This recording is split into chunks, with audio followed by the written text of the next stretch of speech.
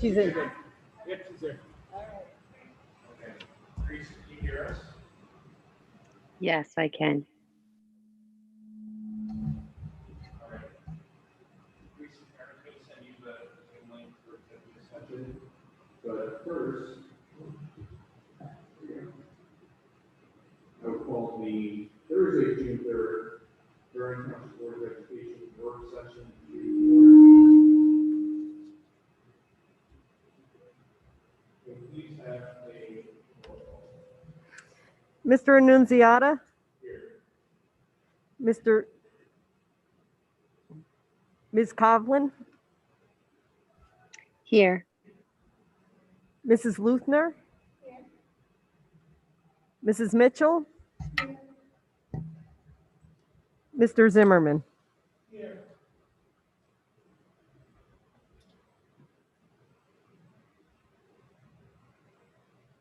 Okay, we have more. We do have Ms. Cullen, and we have shortly as well. Would you please stand for the pledge, please?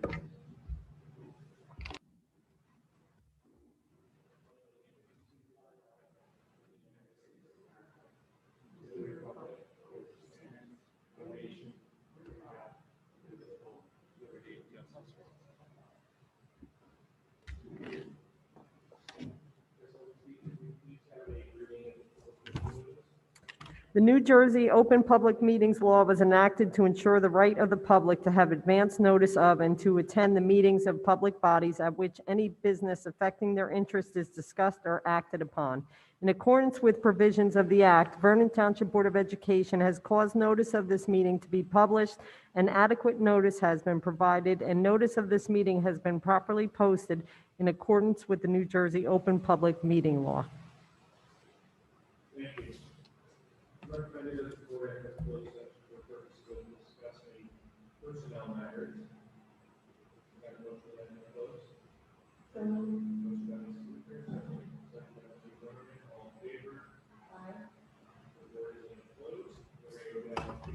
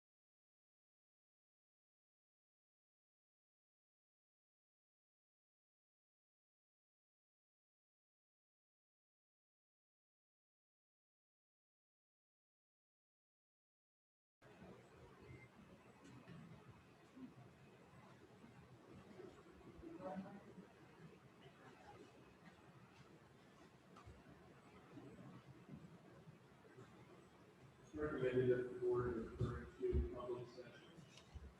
I have a motion to return to open session. Motion by Mr. Zimmerman, Second. second by Ms. Hurley, all in favor? Aye.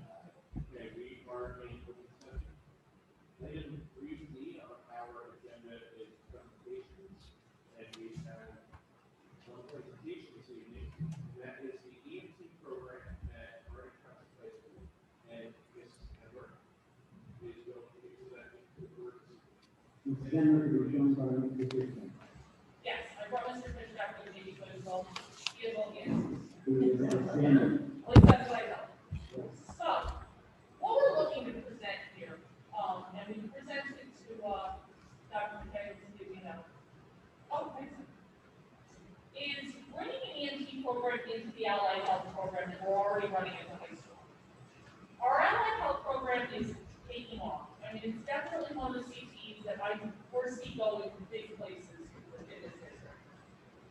But we need to keep expanding it. We need to add to it. We need to encourage more students to be involved in it. And one of the ways we think we can do this is by bringing in an EMT program. There's a lot of different advantages to EMT programs, so I thought we'd go through a couple of them. First off, what we're looking to do is run what ends up being a 220-hour course,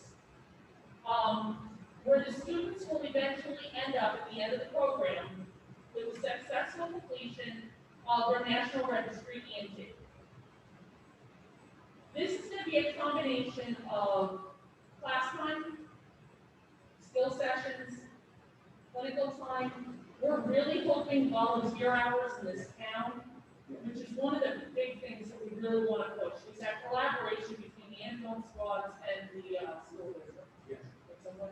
So the whole goal is to get the student into the classroom here, doing all the programs that they're doing, and then also get them out on the streets, providing the community service and the education that they're picking up from the district itself.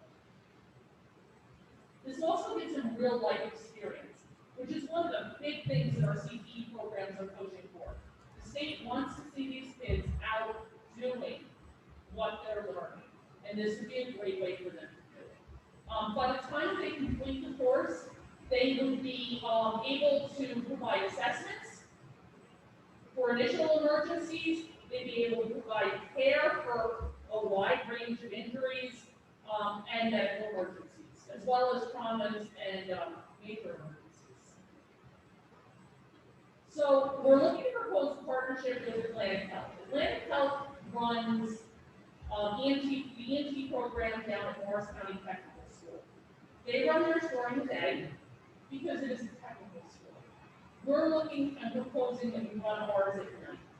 This way our students will be able to attend the classes after their sports events in the evening. Our goal is between 12 and 18 students for our initial class. And it would involve mostly night classes with some weekends. The other thing that it would include would be additional time in the classroom with me during the school day. Either in their emergency clinical care class or during lunch, like when we run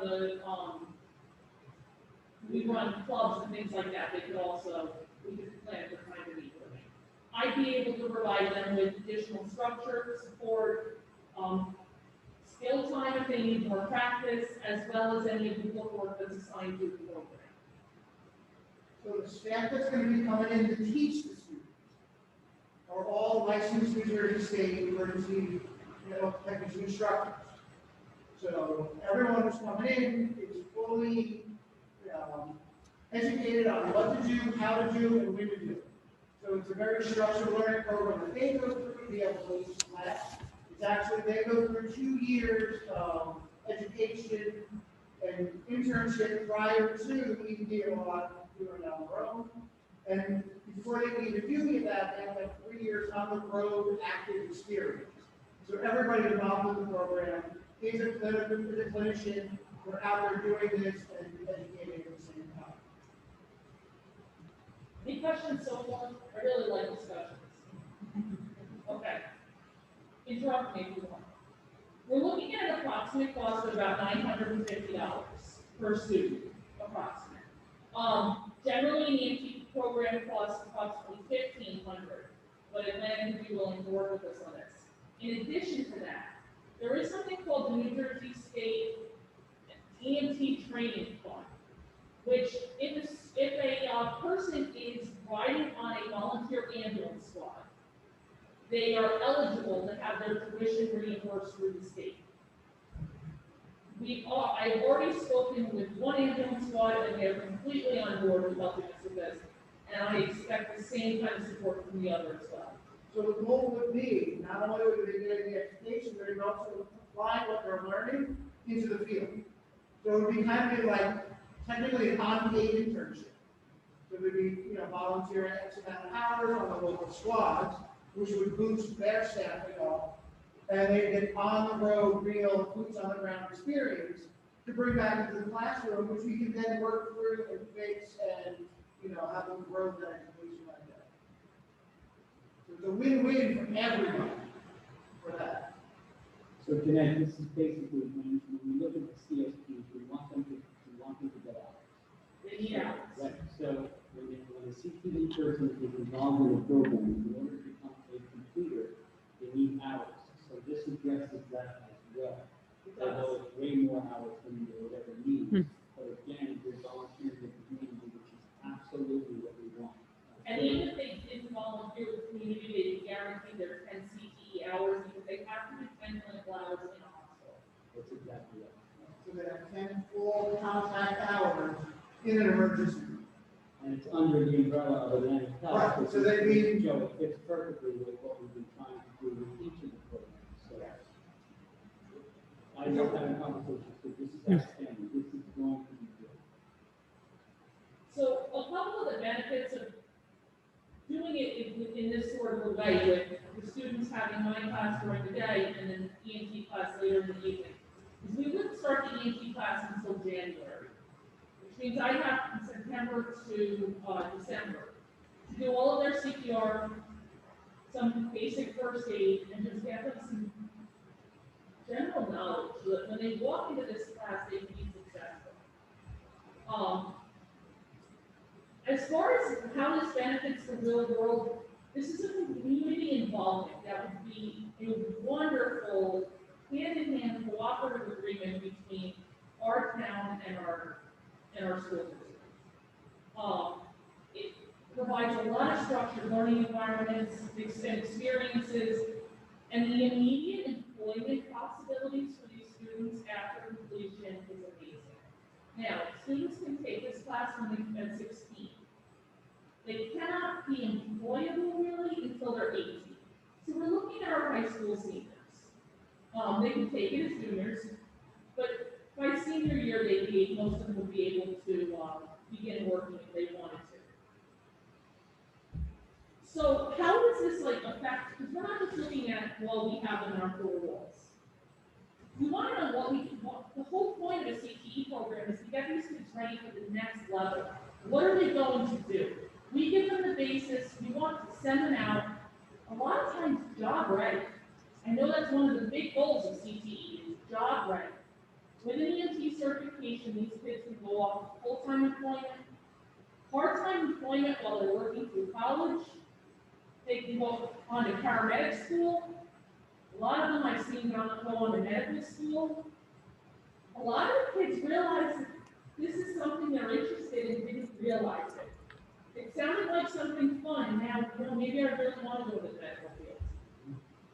Volunteer positions, and it's a great life skill. I've kept my EMT certification for over 25 years because I never need a job, at least I have something to fall back on. And I've done it as a part-time job, just to, get through stuff at home. And it's a wonderful way to have a good skill that you can really utilize them. And to jump off before, we were discussing, the state considers this as the entryway in all of the healthcare programs. So there is a best practice guideline that we kind of follow, and then by doing that in a setting we're looking at, we can meet the goals of the best practices before we start class in January.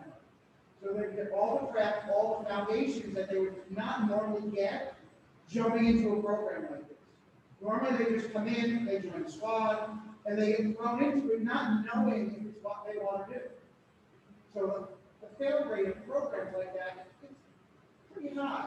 But when you follow the best practice and you move them through the system the way it's supposed to, we're going to have a very high success rate. So my high school program for VOTEC is a very high pass rate by the way we run the program.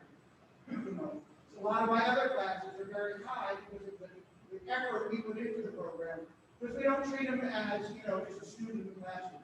They're an individual, they're a clinician, and we want to look up at them while we're laying on the ground going, I know that one's going to be able to do it. So there is a bigger picture just when I push a student through a class. Also, Joe, you're pulling them out of the allied health program. I mean, if they're coming from, you're talking about coming out of your clinical class, I assume, right? Yes. Like January, so there's already that need and desire. We're pointing them to you and giving them a pathway. It makes me very happy that you're back, and this is a community thing as well. We have MOUs written with the ambulance squads in town. Yes. When we did the allied health, we need them. So they have been very positive. All of them. If you're anything to know. Right. Other questions? What do we want to do? You said at the beginning of 2020 hours, Yes. so we're starting in January, when we had to do it, Yes. how are they going to do that? It's a blended learning program. So there's a lot of class that they're going to do online as well as in classroom. You actually put the full class into a classroom, you're looking at almost a year. So if they actually, for a night class, you should 4 hours a night typically, and then spread that over X amount of time. But the way they're going to learn, they're going to have hybrid stuff, they're going to be doing online, self-study. And then we think a big major conference, big lifesaver conference that would actually discuss, live lecture in classroom, because that gives you a time to do all the things. And the hope is that the self-study portion of it will actually be in a classroom with me during the day. So all of them will have. Yeah, so whatever they do in the school, at home, and in the classroom, all. Charles, we have concurrent classes at the high school, so students who take the high school class, they're taught by someone who has a master's degree in the field and they get college credit as well at the same time. It's sort of the same idea with this. What we're basically doing is double charging the amount of time that the student is spending in class and giving them credit for the grade.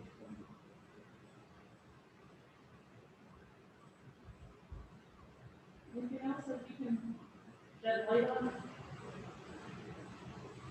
Any questions from the board?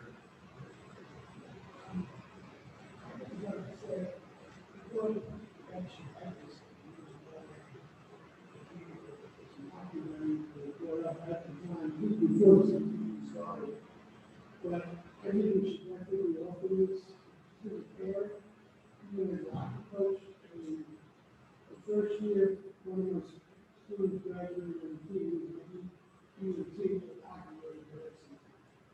Just the ring was in trouble and they started getting students around and one kid came back. And two for the Bears, there was a lot of kids going to the medical field. I can tell you right now, the EMT, so the benefits of the parents also, I think, we should certainly support.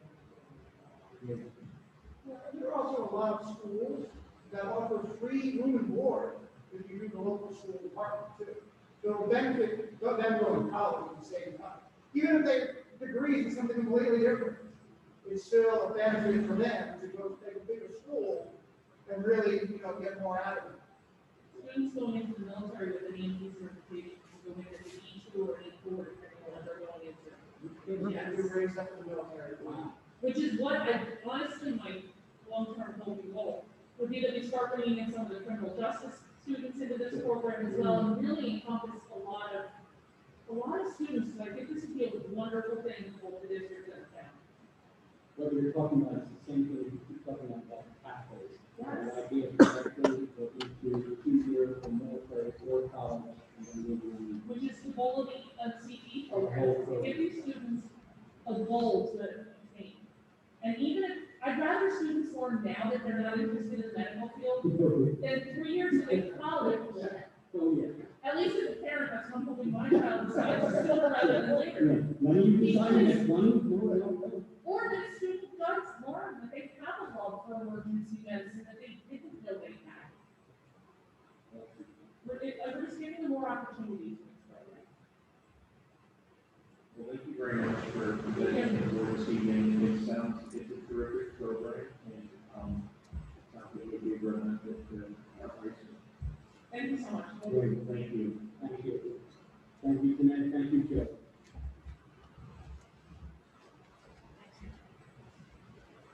Okay, next on the agenda is item B, public participation, limited to items on the work session agenda and any student comments. So this is just solely for work session items and student comments. If you'd like to make a comment, we'll begin with those members of the public who are attending in person. So please just walk to the podium, state your name, 5 minutes. Mr. Perry.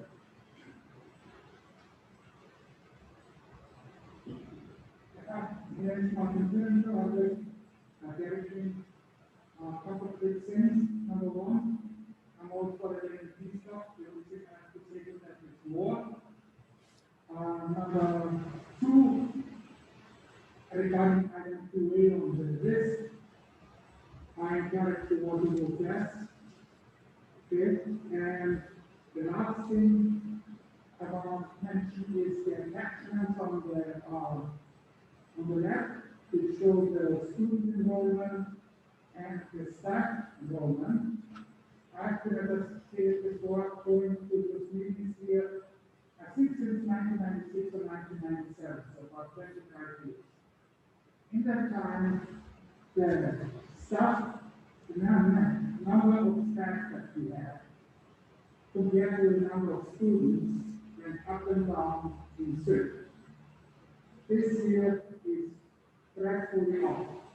We have reduced staff, and I'm not talking about in-classroom staff, I'm not talking about administrators, by about 10%, and we have had a student drop of 42 people on the back by about 3%.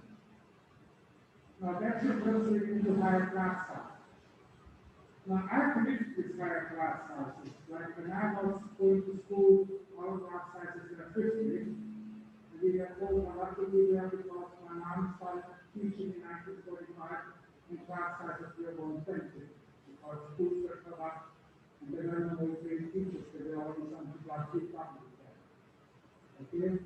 Now, I would like the board to state that the whole strengthen, if you reduce staff, the payroll reduces, and you spend less money. But at some point, you have to follow, and I would like everybody to go and measure how high do you guys want to go, and how high is too high, where do you put on the rates, and how low is too low. Because that would be very interesting for the parents and for our citizens to make up our mind when we vote in the fall, again, for whoever is running.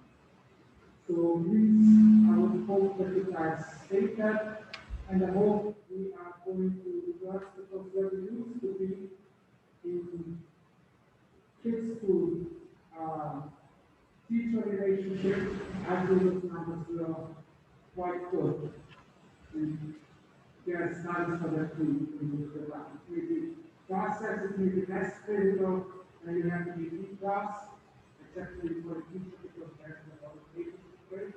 But the kids, usually the smarter kids can handle it, but the less smart kids are, big class sizes become a real problem. So I would hope to hear from the students. Thank you. Thank you, Mr. Perry.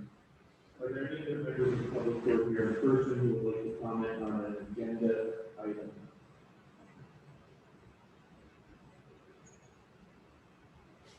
Okay, if there are not, we'll go to members of the public who are, would you like to comment, Sue? It's not on a agenda becomes the policy. So any non-agenda items are for the second public comment section. Thank you very much. We'll go to those members of the public who are attending via Zoom, if they would like to comment on any agenda items.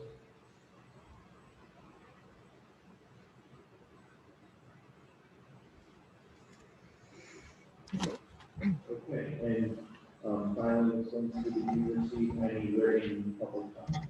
Yes, please note the comments listed in G under correspondence. I'm sorry. Oh, I'm sorry, the public, no, No. no, no. Okay. All right. There will be a second public comment section in the meeting. Thank you. Okay. Seeing no other comments proposed to the public, item F is review the public meeting agenda. Members of the board have a copy of next week's agenda. So please provide any comments or questions to the administration at this time. If you have it.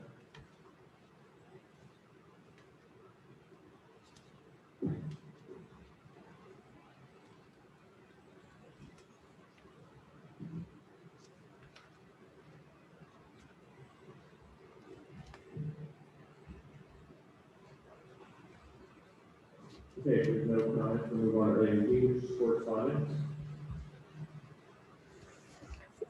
Please note the correspondence as listed in item G. Okay, thank you. Item H is discussion item, or policy. Yes, but our last board education meeting, we talked about how we'd like to introduce discussion about policy. But we don't have a policy that tells us how we adopt policy. So at the last meeting, there were some questions from the board if we needed to create a policy, so nobody was worth discussing. There's nothing in our bylaws currently that talks about establishing discussion rules or voting on policy.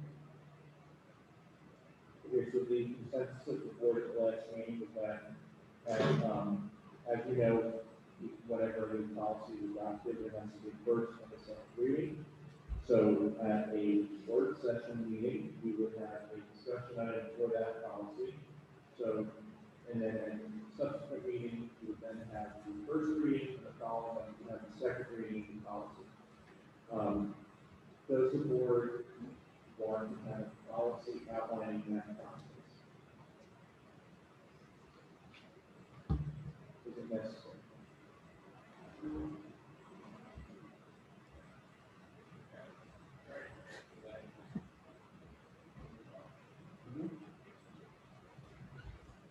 Okay, two recommendations.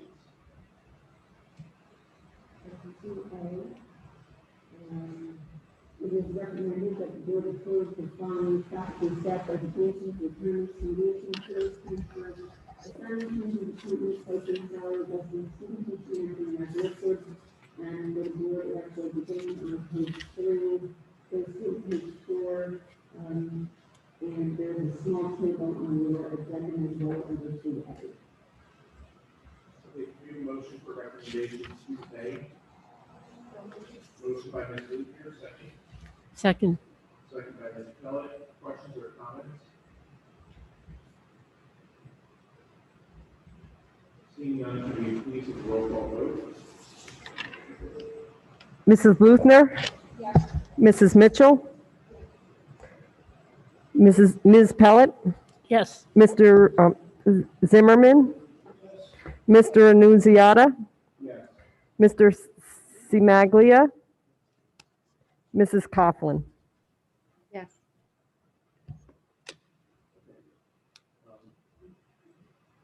Yes, the microphone. Yeah.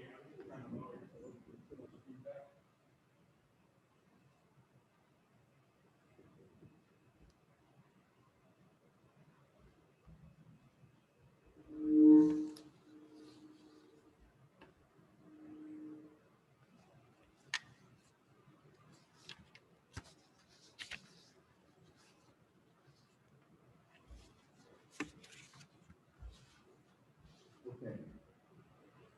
Motion carries for recommendation 2A. Vtsd, it is recommended that the board approve the revised 2021-2022 school calendar effective for the next year. We have a motion for recommendation 2B. Motion by Ms. Luther, second. Second. Second by Mr. Zimmerman. Questions or comments? Okay, seeing none, would you please have a roll call vote? Mrs. Mitchell? Ms. Pellet? Yes. Mr. Zimmerman? Yes. Mr. Annunziata? Yes. Mr. Simaglia? Mrs. Coughlin? Yes. I'm sorry, we couldn't hear you, Teresa. She's muted. Yes. Mrs. Luthner? Motion carries. Item C4, it is recommended that the board approve the revised 2021-2022 pay holiday schedule attachment for the Vtsd. We have a recommendation for, a motion for recommendation 2C. Motion by Mr. Zimmerman, second. Second. Second by Ms. Luther. Questions or comments? Seeing none, could we please have a roll call vote? Ms. Pellet? Yes. Mr. Zimmerman? Yes. Mr. Annunziata? Yes. Mr. Simaglia? Mrs. Coughlin? Yes. Mrs. Luthner? Mrs. Mitchell? Yes. Motion carries. Item C3, on the agenda, it is recommended that the board approve the following list of appointments of part-time aides for the 2021-2022 school year, effective 9/7/2021. We have a motion for recommendation 2B. Motion by Ms. Luther, second. Second.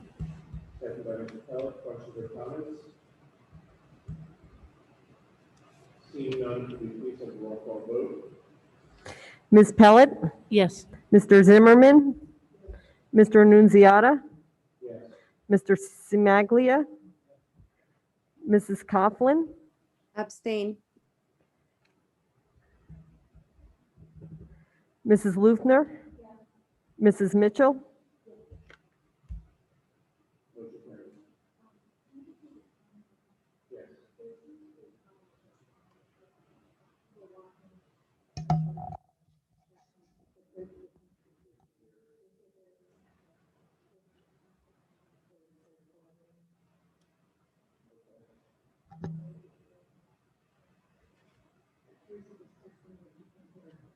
Okay, Anthony, do you need a few minutes to figure out the sound, because we could take a 5-minute recess, if you need to reset the lights or something? Okay, can I have a motion for a 5-minute recess? Motion by Ms. Mitchell, second. Second by Mr. Smiley, all in favor? Aye. Okay, we'll come back at 7:30.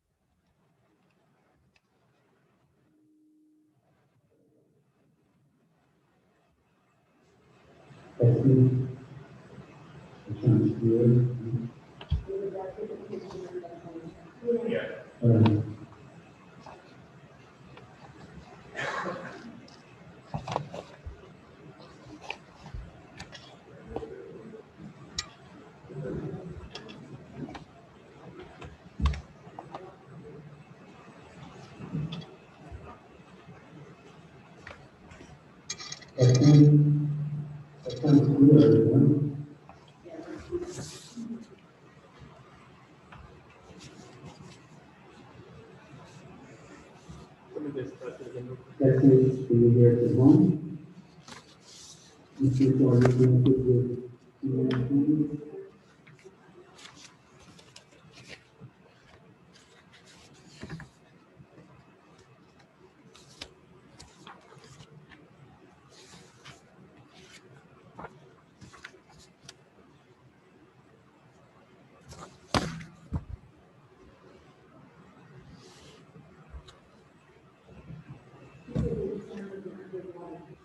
It sounds like I'm underwater now.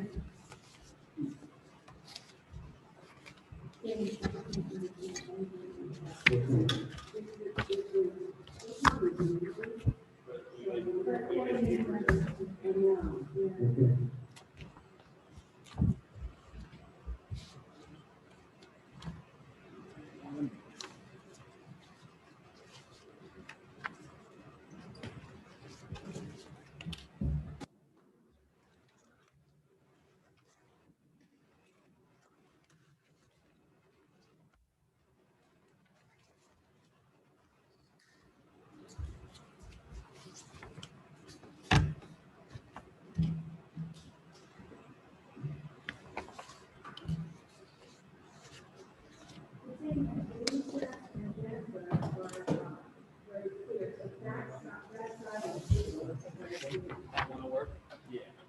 Okay. We'll just repeat everything you said. Or you could, yeah.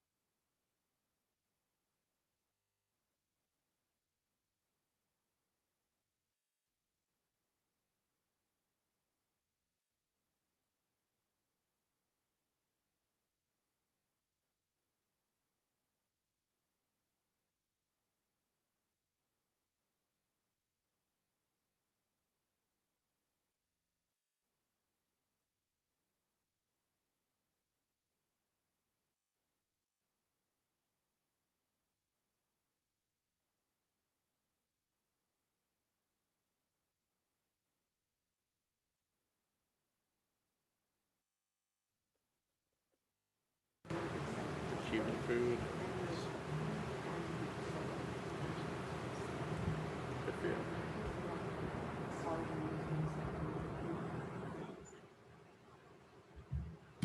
Can you hear us Teresa, now? can you hear us now? Yeah. Okay, now Okay. they can hear us at home, We're but up and I don't running. think they can hear us in person. That's okay. We'll just But talk we can loud. always- We can always yell. We can Speak shout. loud. Yeah. Yeah, because if Okay. Okay. Very good. they can hear us at home, Yes. good. All right. So, Item E. can we have a motion to return to public session? Motion? Motion by Ms. Second. Mitchell, second by Mr. Zimmerman. All in favor? Aye. Aye. Okay. Where were we? Item E on the agenda. Okay, we were on item E on the addendum. Yes. We're gonna try to talk loudly so you can hear us. Okay. Item E, it is recommended that the board approve the following teachers for 1 day of prep for the Lounsbury Hollow Summer Enhancement Program at the rate of $125 a day. This will be paid out of the ESSER 2 grant. Can we have a motion for recommendation 2E? So moved. Motion by Ms. Lutner, second. Second. Second by Mr. Zimmerman. Questions or comments? Seeing none, can we please have a roll call vote? Mrs. Mitchell, Yes. Ms. Pellet, Yes. Mr. Zimmerman, Yes. Mr. Annunziata, Yes. Mr. Simaglia, Yes. Ms. Coughlin, Yes. Mrs. Lutner. Yes. Okay, thank you. And that was all for the addendum, correct? Yes. Okay. Item I,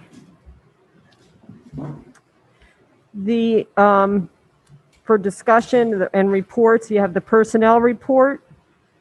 Any questions or comments? okay, so we had the personnel and enrollment reports and the HIB report, which was reviewed in executive.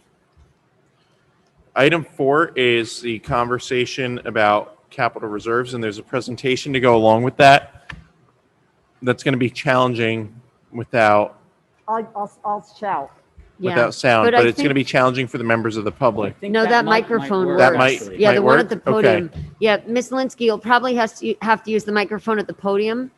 That one should pick up both here and at home, but don't quote me on that.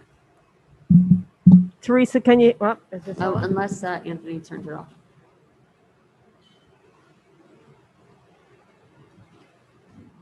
Can you hear me? You can. At home? Okay, let's just check if they can hear you at home. They can. They I just- can? Yep. Okay, Yay. all right, good. All right, the floor is yours.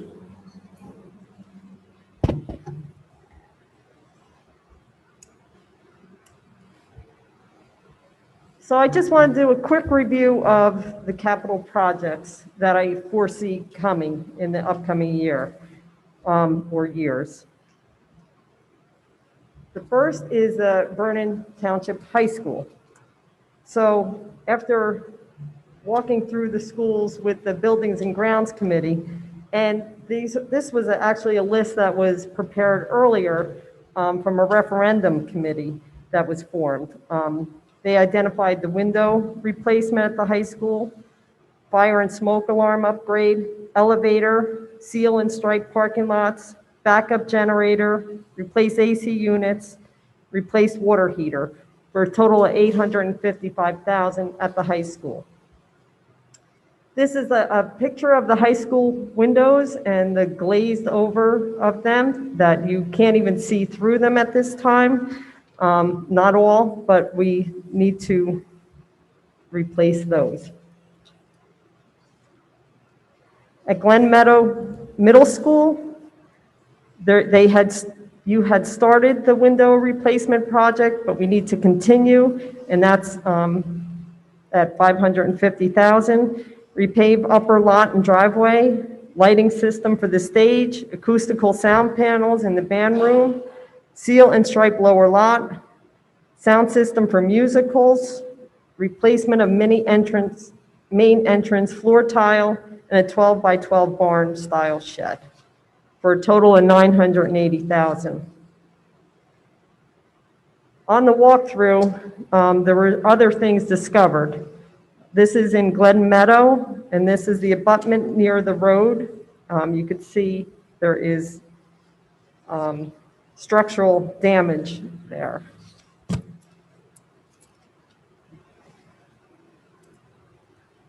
This is the GM Bridge, Glen Meadow Bridge near the road. You can see the rust in the steel. This is under the second level walkway, the corrosion. And the corrosion on the bridge near the road. These are the Glen Meadow windows. And another picture. At Lounsbury, we need a backup generator, enclose the upper classroom ceilings, and seal and stripe the parking lots. At Rolling Hills, we need to seal and stripe the parking lots. And at Cedar Mountain, backup generator, seal and stripe the parking lots. The total estimated cost of the proposed projects are $2.8 million. The next steps is to get an architect in here to look over. What we had in Glen Meadow, the corrosion of the steel and the concrete, was not identified previously. So I'd like to do a proposal to get an architect in to update our long-range facilities plan and identify all of the needs of the district. On the next agenda, there is a resolution to approve the deposit into capital reserve account up to $3.8 million at the June 10th, 2021 meeting. That does not mean that $3.8 million is going to go into the reserve account. It's an up to. You usually shoot over. We won't have that much to put in, but I just want to be prepared. And then we will allocate funds. If that's approved, we'll allocate funds for the next year budget for the upgrades and the repairs that we need in the 2022-2023 budget. Once the budget's approved, we will go out to bid on the projects. Any questions?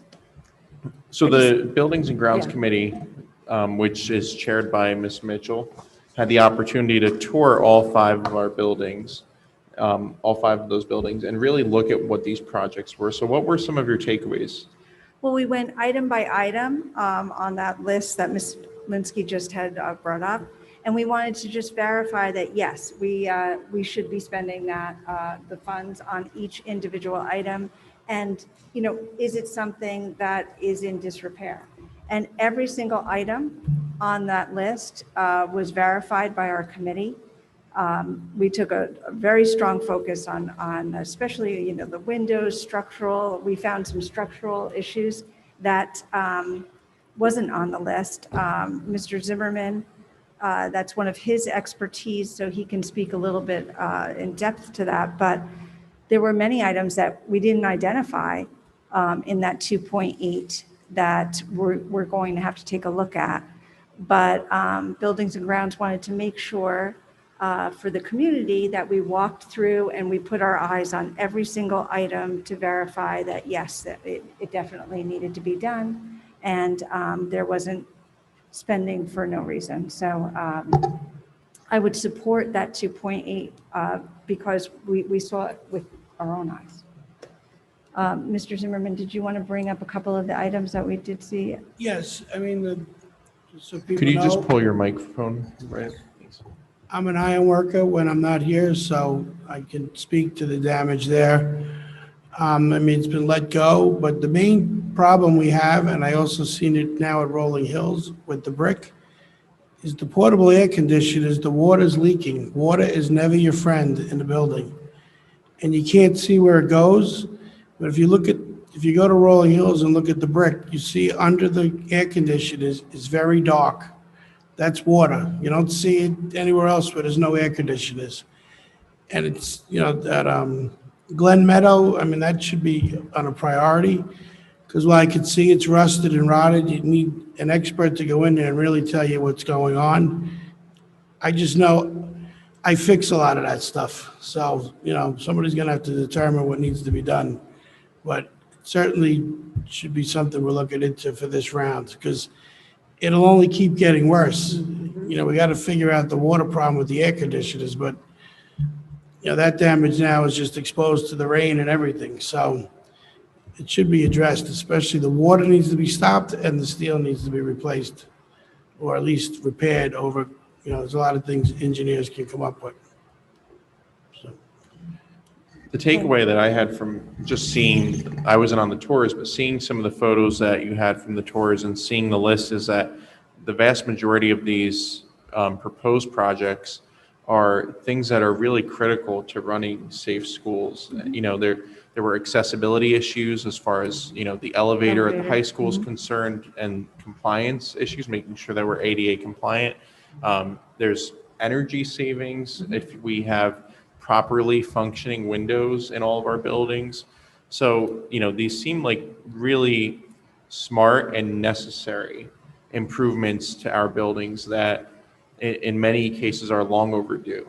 Yeah, and there's quite a few maintenance issues that we feel that we've been remiss on, and that we have to take a look at that. So that's why Ms. Linsky said that we should get an architect in here to just kind of take an overview, and then that way we will have a plan going forward.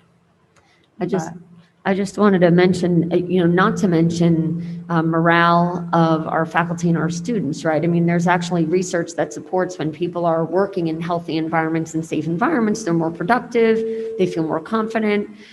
I hope that it helps our people feel better about being in an environment that's been cared for, right? That we have structurally safe buildings, and that we have, appropriate airflow and these kind of things. I hope it will make our faculty feel better about coming to work each day, and our students as well. So I'm pleased to see the list. I think it's the right move for the district. Definitely is, and I just want to say thank you so much for joining us on the tour.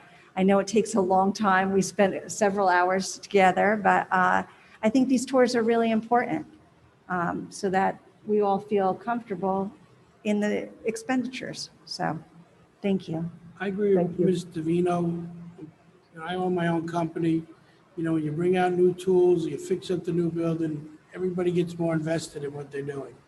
If you see the neglect, you feel the neglect mentally, there's no measure of that cost up or down, but certainly, it's like the first day of school, everybody's running excited. Last day, maybe not so much. So, it applies to everything. That's true. Any other feedback from members of the board? So the structural damage is not on that list. Could you just pull your microphone closer? Structural damage is not on the list that you just presented. No.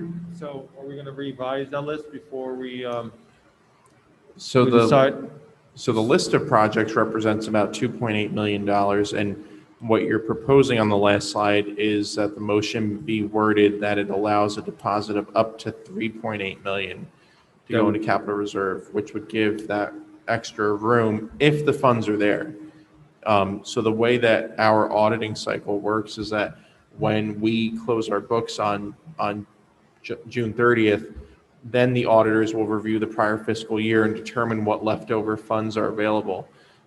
We have to make a motion prior to June 30th, authorizing a deposit to be made upon the completion of the audit up to a certain amount. And if we don't do that this month, then we won't be able to then we won't have that option. So long story short, though, the 3.8 million would give us the room to address some of the other projects if the funds were available. Well, when the auditors come in too, like when I first looked at all this, I was thinking 3 million in the capital reserve, and then we also have the 4%, we're allowed to do 4% into the unallocated funds. First time this year. So that was an additional 1.2, I said go in there. So depending on where we come in, And based on the discussion with the auditor, we might adjust that down and the capital reserves up. Like, that's why that's there. Mhm.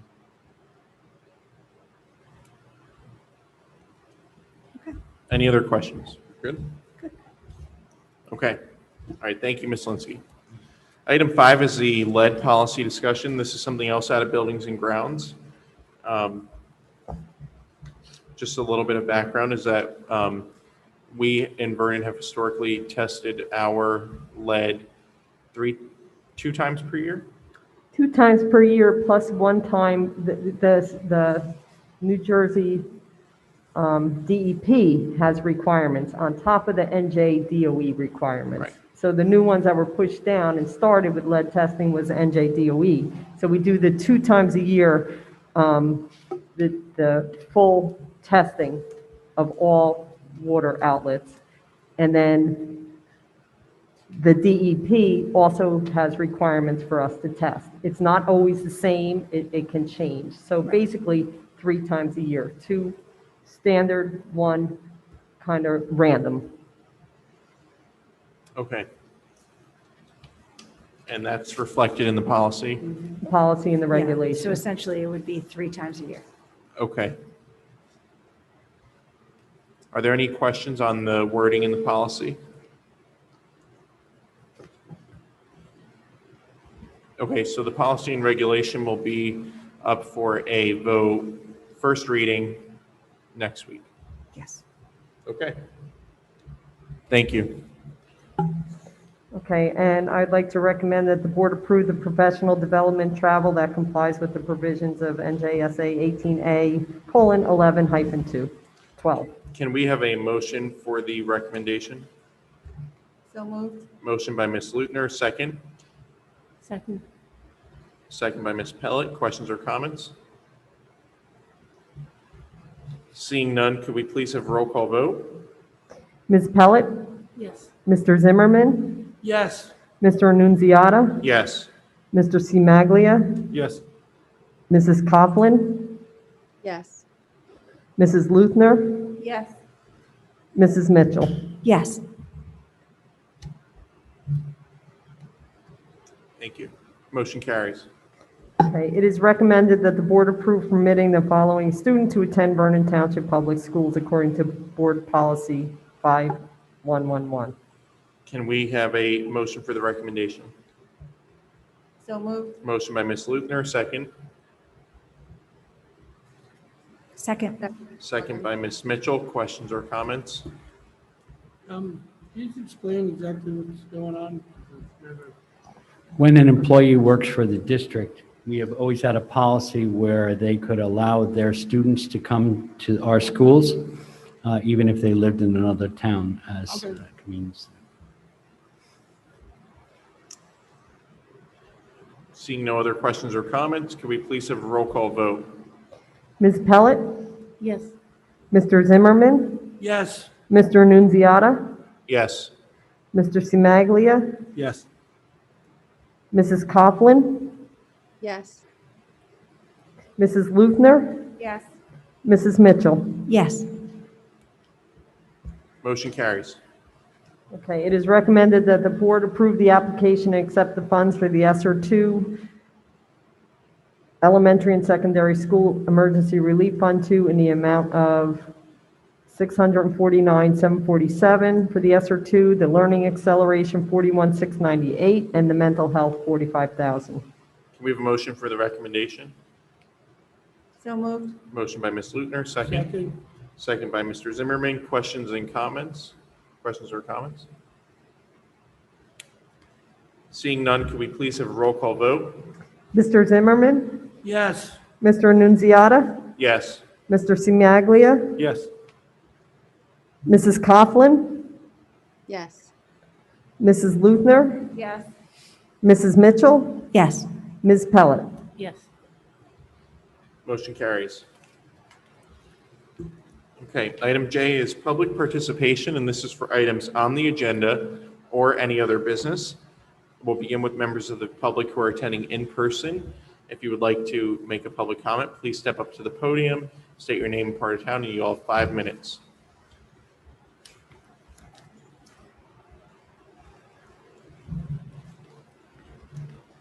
Good evening, everybody. My name is Robert DeGiulia, and I am speaking to you this evening as an extremely lucky and grateful teacher and 20-year employee of Vtsd and a parent of 2 children in college. And I'm speaking tonight with a little trepidation, but I hope everything I say is with your humility, respect, even if some don't share my sentiments. First, I'm speaking in response to an email I received a few weeks ago informing me that one of my students has changed their name to another name using preferring pronouns, and parents don't know. This last thing was troubling to me, and I must voice my concern here tonight. My concern is not with the one who sent the email, as that person is simply, I think, following school policy. The student eventually did come out to the parents and I realize this is an extremely rare situation. But nevertheless, through this policy, I see that the state, through the extension of the school, can undermine the authority of parents. And I will not abide by it if I am presented with this situation again in the future. I am a parent, and I would not like it if a school kept such serious information like this from me concerning my child. So the school can inform the parents about the child's use of profanity, fighting, negative behavior displayed in school, but cannot inform them necessarily of their child who still may have not reached puberty, whose prefrontal cortex is not even fully developed until they're 25 years old, from using a different name, pronoun, or identifying with another agenda. To me, this is dishonest and deceptive. It's a tough predicament to choose between speaking up here tonight with my convictions and the potential consequences concerning my livelihood. But my conscience compels me to speak out on this matter. Secondly, I am not 100% sure, and I stand ready to be corrected, but I think this policy and others like it concerning LGBTQ students don't necessarily originate from the Board of Education or from our administrators, but are based on guidelines directed by the New Jersey Commissioner of Education under pressure from informed by large, well-funded, and agenda-driven activist groups that, in my opinion, do not have children's best interests in mind, but rather in inscripting a new societal orthodoxy. In light of new studies and different views, some of which are included in a recent 60 Minutes airing the other night on detransitioning regret, I encourage our excellent board and administration to examine or re-examine their policies concerning transgender students from these new findings, such as considering new research such as the Parents Resource Guide responding to the transgender issue, published by organizations from diverse political opinions, but with the common goal that biological sex and gender is relevant, and treatments such as puberty blockers, gender-affirming hormones therapy, and transition surgery are not beneficial for children. Another important work worth considering is the book Irreversible Damage by Abigail Schreier, or the many podcasts that she and others have on the issue. I have tutored a transgender student maybe 15 years ago at the high school after school hours at the old Plus building. And I had another trans student in my freshman science class 4 years ago who said I was their favorite teacher. I am presently mentoring another transgender student at Glen Meadow and have another in my 8th grade class from which this whole email originated from. As fellow image bearers of God, I have always treated them with kindness and dignity, and my heart breaks over their situation. And I feel compassion for those experiencing gender dysphoria. And I believe these children need help from courageous adults. In conclusion, my conscience is informed by another important institution, my church and my faith tradition, and I'm reminded of the words of someone who once said, whoever welcomes a little child like this in my name welcomes me, but if anyone causes one of these little ones to stumble, it would be better for him to have a large millstone hung around his neck and be drowned in the depths of the sea. Thank you for your time, your hearing, and your consideration.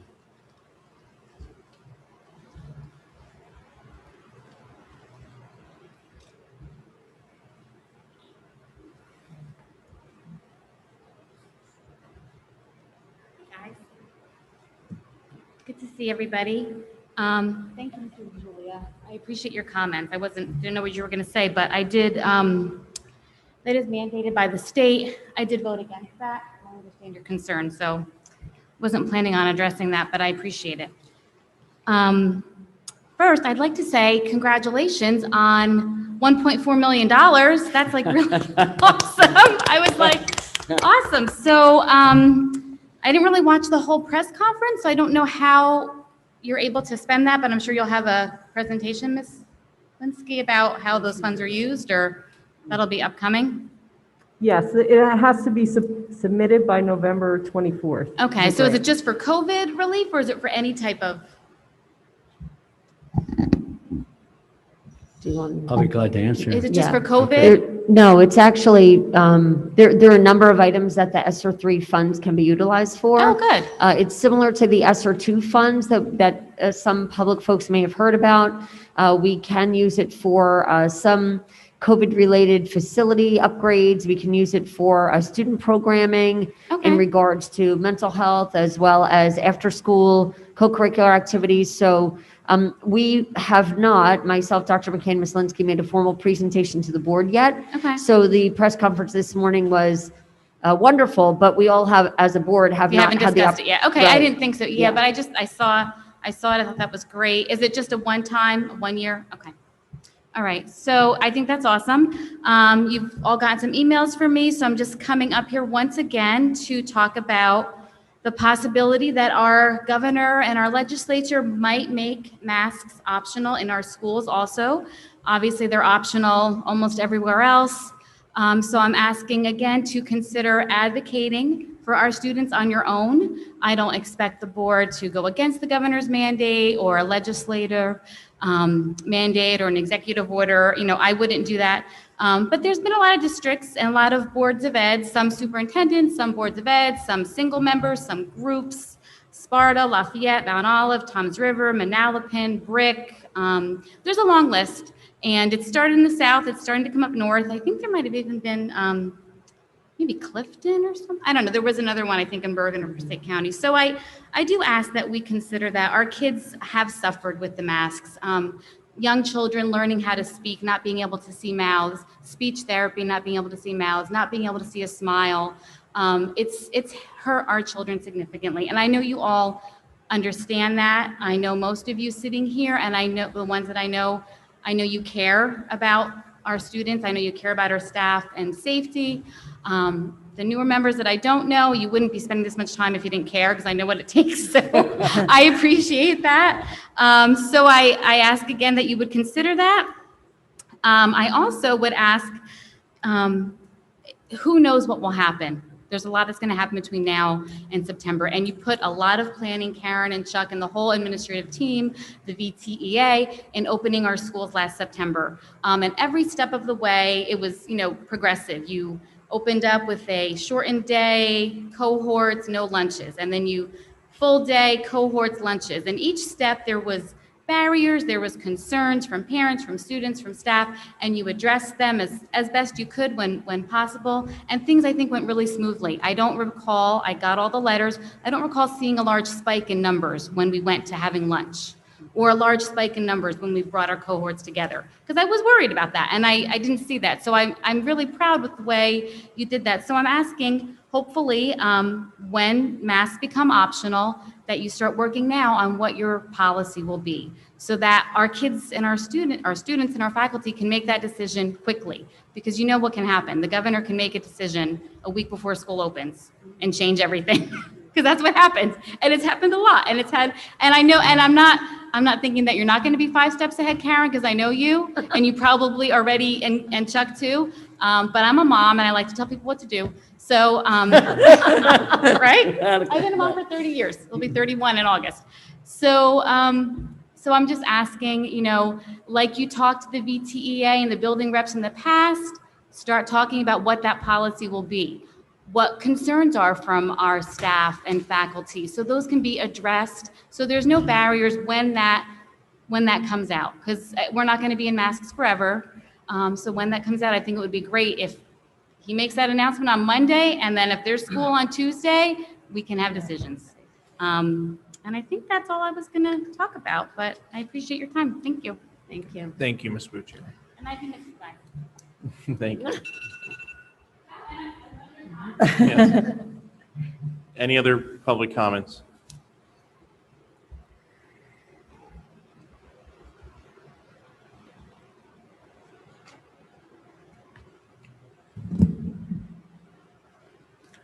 Good afternoon, I'm Robert Stab. I've got 3 children in the Vernon Public School. I first would like to commend the last speaker for her actions. I believe that is a topic that needs to be addressed, and we do need to be ahead of that. However, my current concerns regarding the current COVID policies at Vernon surround those of exclusion for siblings of children. Recently, one of my sons has allergies, and he was removed from school because he was coughing. Unfortunately, anybody who has seasonal allergies knows that in the past week, the pollen count has been miserable. I'm here to ask you to go and revise this policy in light of the fact that this is not a means to go and determine whether a person has COVID-19. In addition, Vernon now has no lab in town in order to go and immediately go and screen a test on a rapid basis. There are over-the-counter tests which the current COVID-19 coordinator is not familiar with. I was very pleased when I approached the board regarding this same day that both the superintendent and vice superintendent were able to look at what I was able to present to them, and my other children were allowed back in school. But I do ask that this policy be reviewed, particularly in light of allergy season. This is not a way to go and determine whether someone has a deadly disease. This disease has claimed 7 out of 2 million children in New Jersey. This is not a significant impact for children. Second problem I have regarding the mask policy is that there is 1 water fountain in each school. It is hot out. Already in New Jersey, there have been moves to go and remove the mask policy in light of the heat. I ask that that be reviewed. I have seen the current communication that is a possibility in Vernon. I ask that you act upon that. Thank you very much. Thank you. Mr. Vino, isn't there a certain kind of test that we're having put in place? Yes, the Binex. Yeah, Can we speak to that? sure. Thank you, Ms. Mitchell. So luckily, I guess, the school district will be provided with COVID-19 tests, which are the ones that Mr. Staub is referring to. They're Binex test kits. CVS used to be the place in town where you could go and do a rapid test. If your doctor's in town, you may be able to get it through Advocare, but there are no other lab facilities in town. So CVS is providing the Binex kits, but the district will have them, but I don't believe we're set to have them until September. Yeah. The benefit is, and COVID is unpredictable. Luckily in Sussex County this week, there were only 3 new cases in the entire county. So the numbers are really, really coming down. I'm very grateful for that. But the district is taking steps to try to be ahead of this so that in the fall, just like the gentleman who just spoke mentioned, if a child went to the nurse's office showing COVID-like symptoms, which could be, quite honestly, mistaken for symptoms similar to allergies, particularly at this time of year, the nurse could do a rapid test, and we would know within about 15 minutes whether or not that child had COVID, and then they could resume normal activities, or a phone call would be made for a parent to come pick them up. So we won't have those test kits until the fall, but we are slated to receive them. We ordered those quite some time ago, and they were at no cost to the district. So. Absolutely.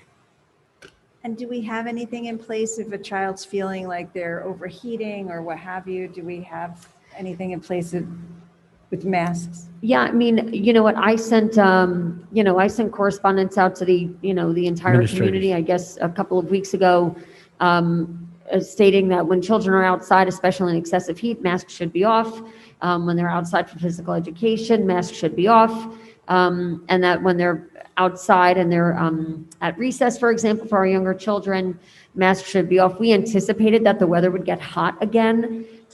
We've had great success with all of our outdoor ceremonies and concerts. I mean, we've done a lot of things outdoors in the last few weeks. People have been very, very compliant. They've stayed socially distanced from one another and been able to remove their masks. We are maintaining masks in school because we have to, because the governor said we must maintain that. There are 11 days of school left. But we need for kids to be outside and to take mask breaks as frequently as possible, because I think the other issue, quite honestly, is that I have received lots of people saying, we need more mask breaks, and I understand that. We're one of the only schools, maybe not now, but in April, I think we were the only school that went back full days. Yes. Everybody went back half days. So, and some people gradually brought students back full days. So if they became full days, maybe right after Memorial Day, well, that was a week ago or mid-May. We've been going full days since April. So when you're full days, 5 days a week, it is cumbersome and it is hot, right?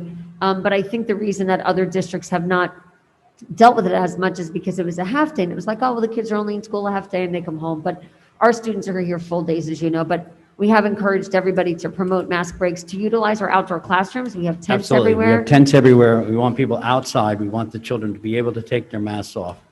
I have to kudos to our superintendent. She was really ahead of this on getting the students outside and making sure that they could take their masks off, which is not happening in other places. So kudos to you. As for the water fountain situation, we do have bottle fountains. Yes. So our students are able to fill up bottles of water. The idea is not to have them going down Right. On a water fountain, but instead being able to fill up and have as much water as possible. But we are very much cognizant of the heat and getting them outside and getting mask breaks and making sure they have water. Job one, and our teachers are doing a fantastic job with this. But it is a state mandate still that the masks stay in the classroom. But I want to, Ms. Buccieri was talking, there was something this afternoon from the governor's office, which basically said that they were hoping that in September that would be removed, so. Right.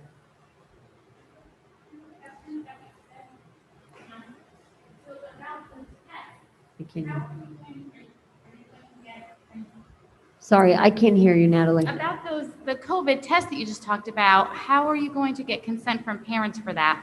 We'd have to have consent from Yeah. parents, obviously. Okay, yeah, so- Again. Like a you- blanket consent at the beginning of the Yeah. year, or you call? Perhaps. Okay. Again, it's interesting. I mean, I'm on one of the Department of Ed long-term planning groups, and I've been meeting with them since January, and we have gotten zero information. And then the governor will come out with something all of a sudden, right? So, I know. like you said, and look, what might be happening is that those of us that are on these long-term planning groups, we're giving our thoughts, concerns from the community to the Department of Ed. Maybe he is hearing some of these things, because then he'll come out with something where he says that we're hoping in September, that we can remove, we can change the mask mandate. There I was do- 3,000 people outside the State House today protesting. Oh, maybe that's why. Yeah. So- You could hear them inside. When I was watching Right. the Senate vote on the floor today, you could hear them outside Really? screaming. Yeah, I mean, what I would say is that in regards to the Binex test, I mean, obviously, we would never perform, just for the record, we would never issue any kind of a test to a child without parental consent. And of course, we have to work through that in our opening protocols before the school year Okay, starts. and that's what I figured you'd say. Just checking. Although, I think the testing is about, Natalie, I think it really is about the fact that they're closing down. What Mr. Staub was pointing out was you can't get a rapid test. Nope. Yeah. 'Cause So, people aren't so testing the, anymore. It's not like before. You had to so- wait 2 weeks. so the box that the Binax test, that's being delivered to us and other school districts. We did the paperwork for it, and they're sending it, and it will go in each of our nurses' office, and then there'll be a whole protocol with it, Right. so. But they're anticipating the fact that you can't get a test. Yeah. Thank you. Thank you. Any other public comments?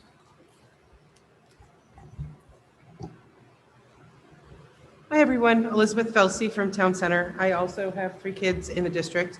And I guess I'm going to be jumping around a little bit, because to follow up with what Mr. Staub said, I was in that same exact situation last week. And between not being able to find a rapid test anywhere local, on top of a holiday weekend, I ended up with 3 kids out of school who just went back in for 4 days, because the siblings were yanked out because my daughter had a cold. Obviously, the test eventually came back negative, but of course, that didn't come back in until Friday afternoon. And then with the 2 of them were able to go back on Tuesday after the holiday, but then I needed her to have a doctor's note clearing her to go back to school. So she was out from Thursday to Wednesday because of a cold. I understand that there are mandates and we want everybody to be safe, but especially with the sibling situation, if we are too overly cautious, I mean, the whole point is to have them in school and back in school after how long? So they ended up just getting another week's vacation they didn't really need, over a little bit too much caution in my mind. Especially with not being, if we had that ability to have the rapid test, then at least mine could have been, the siblings could have been back in the next day. Jumping around, like I said, a little bit. First, I want to say thank you. The Spring Carnival was amazing. Absolutely amazing. Mine had a total blast, and it took way too long for them to have that much fun, especially being around groups of kids that they haven't seen, and I can't even begin to think of how long. Oh, thank you so much. Yes, I mean, we got to see each other there. They were, I couldn't even, I had to rip them out of there, honestly, when their time was over. The same thing with the reopening. My oldest son, who is in 8th grade, his grades have gone from literally 30s to 80s in 2 weeks, just from being able to be back in a classroom with people. On the Glen Meadow note, and I haven't really talked with the actual staff at Glen Meadow yet, but one thing that I was literally just made aware of is that my 8th grader does not have a mask break from 7:30 in the morning when he sets foot on the bus till 3:30 in the afternoon when he gets off the bus. It's between his scheduling because he's taking an extra class during his lunch break. So where he would normally be able to be outside, Right. he can't be because he's in tech theater. So he's sitting in the back of the classroom, eating his lunch real fast, and then putting the mask right back on as soon as he's done. I'm thrilled that the teacher is allowing him to do that at least so he can eat in class. But for someone like his schedule, he has no mask breaks. His classes have not been outside. His gym class has not been outside since they re-entered in April. Just to make everybody aware. There are classes, I mean, I drive past Glen Meadow all the time. I see everybody outside. I see the facilities are definitely being used, but if this is still an issue come September, if we can make sure that every class is getting a little bit of that time outside, I think that that would be amazing. I'm trying to think if there was anything else. One of the other things with policies coming out, and I understand that you have information coming in from 1,000 different places all of the time, is for me, every time we have a policy change, I get 4 emails. I get one from the district people, and I get one from each school.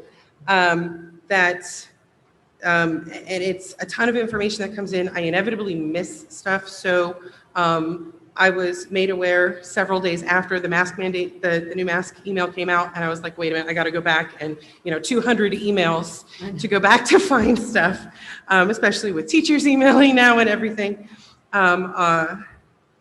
If we could find a bit more of a streamlined process for that information to come through, I'm sure that parents wouldn't miss as much as we do. The same thing with the masks. The other thought that I'd had with the ability for 12-year-olds and up to be able to be vaccinated now, and my son at 14 has already talked about, can we get him vaccinated? If he was able to be vaccinated, could he not have to wear a mask if the mask mandate is not removed by September? Just another thought to throw in there as we're thinking of policies. So, thank you very much. Thank you very much. Mrs. Felsey, I just wanted to let you know that, Mrs. Gephardt In real time. said she doesn't believe that's accurate, but she'll call you tomorrow. She just texted me. So Absolutely. She Like I watches said, all of our board meetings, so she's probably at home, and she's thinking, please tell Mrs. No, Felsey I will I call her. completely understand. Like I said, I literally had that conversation with him like a few hours ago, and I'm But like, she oh, will, no. she'll call you, so. Yes, absolutely. Thank you. Can I just say, Tech Theater, great program. I Oh. hope he continues it in the high school because he's going to He's love already it. signed up for it. Oh, He yay. is so looking forward to it. I will say it right here. Miss Amy Sandler is an absolute angel. Awesome. She has been Nice. fantastic. Yes, that's very Good, good, nice. good. Thank you. Thank you. Any other members of the public who would like to comment? We'll go to members of the public attending via Zoom.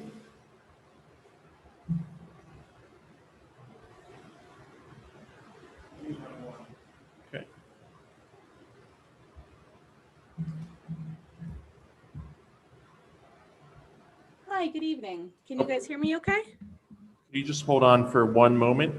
Of course. Anthony, do we have a microphone that we can hook up to? Speaker. Is it coming out of here? Yeah. We're not seeing it. It's coming right in here. Or no? She's on there? Okay, you should be good now. Thank you very much. Can you hear me okay? Yeah. Getting there. And adjust. How about now? Just to turn your volume up. Yeah, we're Just gonna give it a second. turn the volume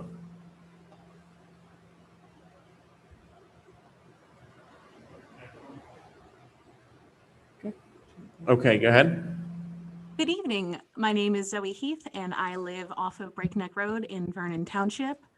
I am an alum of Vernon Township Schools, and I am the executive director of Sussex County Pride, a local LGBTQ rights organization and advocacy organization. And I actually just finished a talk with another rights organization when I was alerted to extreme anti-LGBT and anti-trans comments being made by a faculty member at Vernon Schools. And as a former student, as a queer person, they were terrifying to hear. And all I can say is that I hope this board takes action, because essentially outing students and spewing anti-trans rhetoric as somebody who should be a mentor for our students and in a position of power over our students and a representative of Vernon Schools and the schools that helped make me who I am, especially as a queer person, is not okay.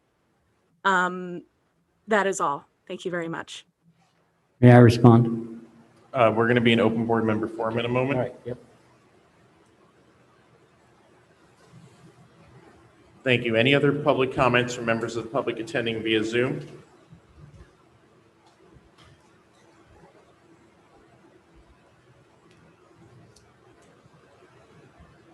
Okay, seeing none, we will close it to the public at this time. Next on the agenda is open board member forum. I just wanted to say, in response to Ms. Heath, that our support here at the school district for transgender students and also LGBTQ students is absolute. We work with them every day. We love our students, and we make sure that they are cared for. A few years ago, I did a podcast with one of our students who's a superstar, and I want her to know, I want Ms. Heath to know that my support, our support, is absolute. I think we also have to note that, I just wanted to clarify that if I heard Mr. DeJulia correctly, he is teaching, supporting, and mentoring our students as well, and is not Absolutely. treating trans children any differently. And I think he spoke about his personal feelings. I understand what you said about the policy, but certainly wanted to state that our faculty, to my knowledge, is supportive of our LGBTQ youth. In fact, we had some curricular changes this year that went rather well. So in light of the challenges, Zoe, thank you for bringing those up here. We're facing these challenges of equity for many underserved populations, and this is for our LGBTQ population, our people of color in the district, for our special needs students. And these are things that we all have to be really cognizant of moving forward. So it's something that's very much on Dr. McKay and our minds this year moving into next year. The platform of equity as we move forward is really, really important to all of us. So I just wanted to state that. Yep. But it is concerning that there was a statement made that the policy would not be followed in the future, and that's concerning to me. I understand everybody has a right to their opinion, but this is a policy that we adopted, and it needs to be followed by every member of our faculty. Every member has to follow the policy. Yes. And there's a reason for the policy. Yeah, and I will protect children's safety. I just Go ahead, want Ms. to add, Luther. we put this policy, the board put this policy into place 18 months ago. It is a policy that comes down from the state. It is not okay to out an LGBTQ youth to their parents or anybody else before they are ready. It's dangerous, and that's why this policy exists. Exactly. I want to agree with Ms. Pellet and Ms. Lubner. The board sets policy, and our policy is informed by state law, and we have an obligation to make sure that we are protecting every single student that is in our charge in these schools. And every employee of the Vernon Township School District has an obligation to carry out the policies of the Vernon Township Board of Education.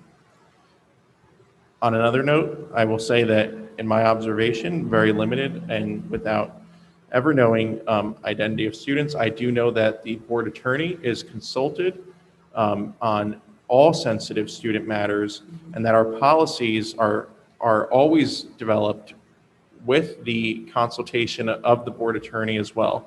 On a personal note, I want to say that the Vernon Township School District welcomes all of our students, that this month is Pride Month, and no matter where a student falls on that rainbow, that every single student is welcome and included in the Vernon Township School District. Absolutely.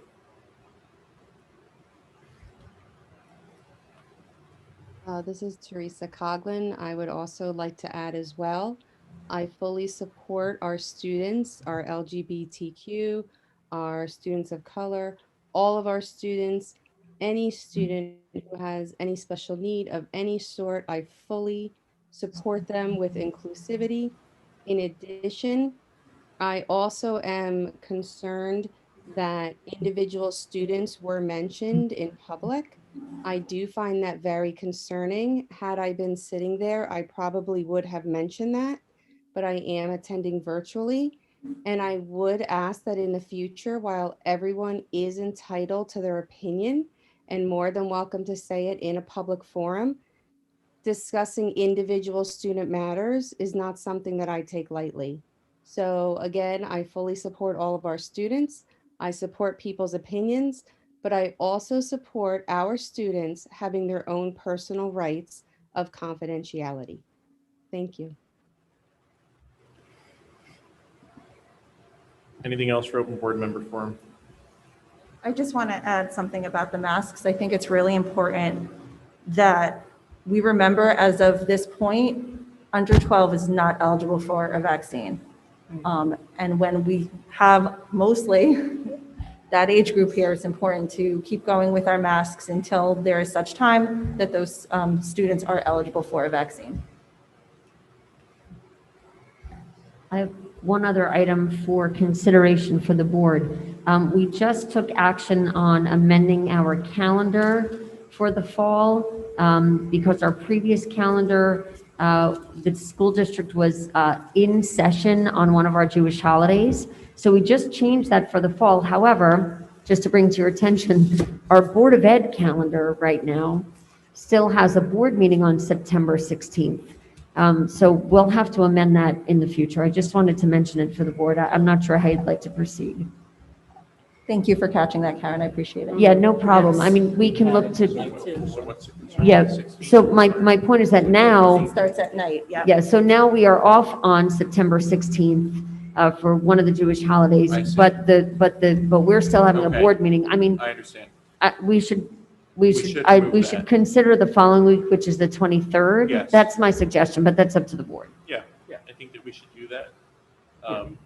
Is everybody good with moving that meeting to the 23rd? Yes. Yes. What's that?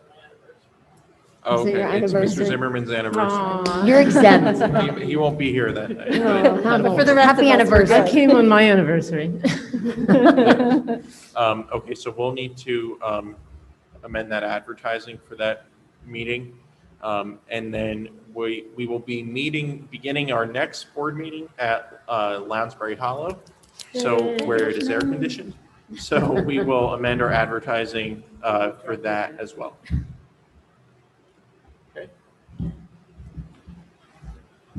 Okay, it's recommended that the board enter a second closed session for the purpose of discussing personnel matters. Action will not be taken when we come out. Can we have a motion? So moved. Motion by Ms. Lutner, second. Second by Ms. Pellet. Questions or comments?